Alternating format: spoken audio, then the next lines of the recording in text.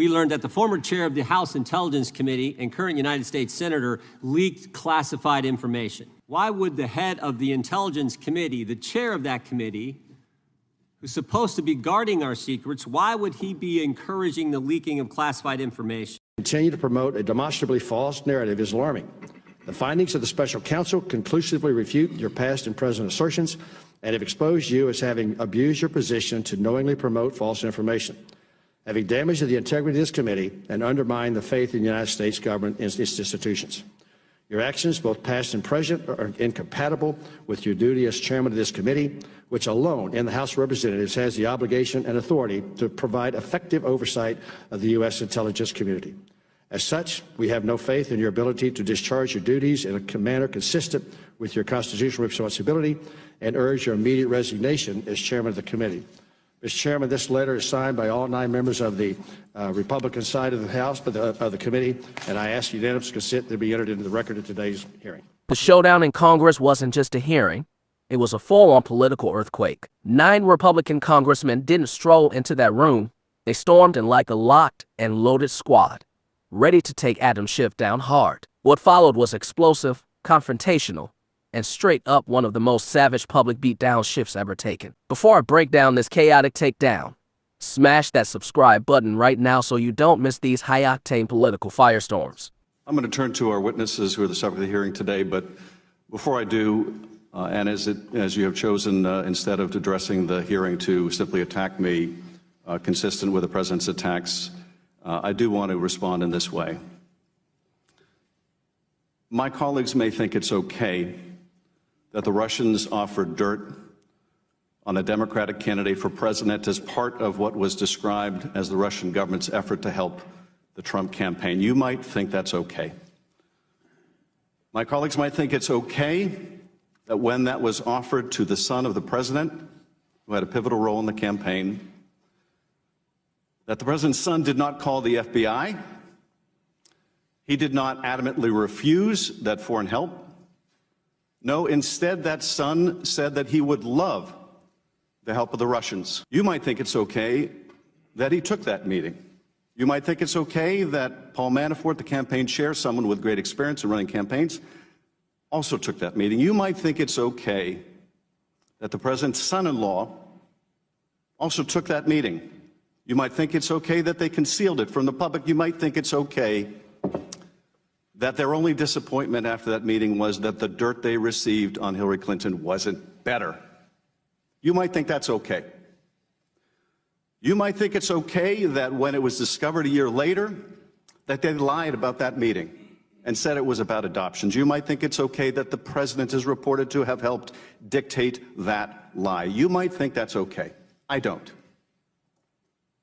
You might think it's okay that the campaign chairman of a presidential campaign would offer information about that campaign to a Russian oligarch in exchange for money or debt forgiveness. You might think that's okay. I don't.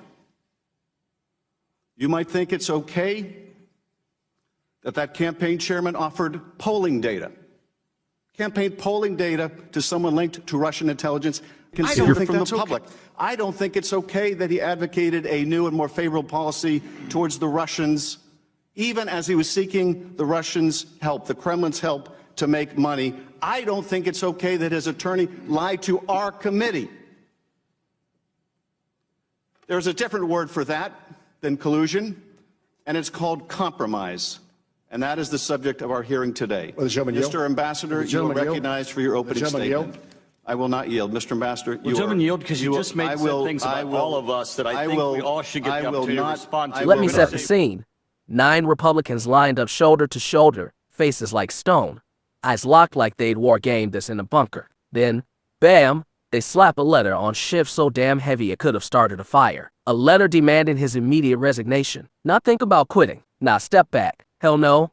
Get out now. They ripped him for corrupting the Intelligence Committee, abusing his power, and feeding the American people straight BS with the narrative the special counsel report nuked to hell. The tension was thick enough to choke on. You could have spread it on toast. Republicans didn't come to chat. They came to expose. They called Schiff out for ignoring facts, twisting evidence, and pushing a fairy tale he knew was crap. It wasn't polite. It wasn't soft. It was a straight political flamethrower aimed right at his face. They basically said, Adam, you've been peddling fantasies to Americans, and now reality's here to collect, with interest. Even the cameras seem to zoom in for the kill. If you crave more of this raw intensity, hit subscribe right now. When Schiff grabs the mic, I figured he'd defend himself. Nope, instead, he launches into this dramatic rant about Trump Tower, Russians, compromise, everything but the actual charges staring him down. It was like asking, did you steal my lunch? And getting, well, in 2016, a Russian dude once at a sandwich shop. Republicans stared like, who the hell's scripting this? 'Cause we're not in your movie, pal. That's when it hit peak chaos. One Republican snaps,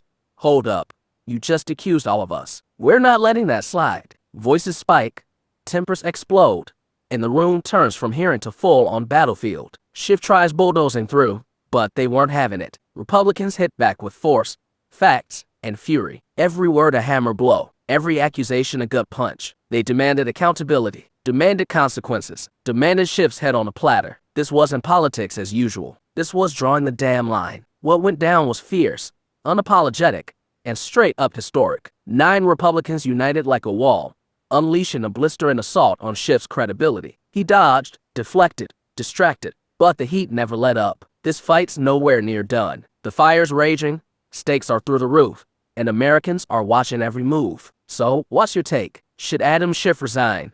Yes or hell yes. Don't forget to like, share, and subscribe for more fiery, no-holds-barred breakdowns like this.